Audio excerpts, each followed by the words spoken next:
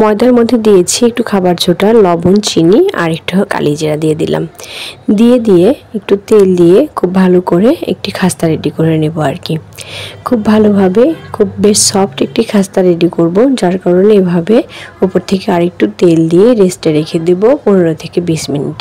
আর এটা দিয়ে আমি তৈরি করব হচ্ছে নিমকি। খুব পাতলা পাতলা করে রুটি বানিয়ে নিয়ে এমন একটা ভাঁজ দিলেই কিন্তু খুব সুন্দর নিমকি হয়ে যায়। তবে হ্যাঁ, এই যে রুটিটা বানিয়ে নিচ্ছি, এই রুটিটা যদি অনেক পাতলা করে বানানো যায় তাহলে নিমকি হবে একদম হোটেলের মতো মুচমুচে এবং ফুলে উঠবে বেশি। কিন্তু আমার রুটিটা খুব পাতলা হয়েছিল না, যার কারণে কম ফুলেছে। তবে খাইতে কিন্তু বেস্ট টেস্ট হয়েছিল, বেস্ট মানে বেস্ট। তো ভেবেছিলাম মোটামুটি ভালোই বানিয়েছি, যে একটু রেখে দেব, পরেও তো খাওয়া যাবে। কিন্তু বানাতেই সব খেয়ে শেষ করে ফেলেছি, আর অবশিষ্ট রয়ে গেছে এই যে এই কয়েকটা।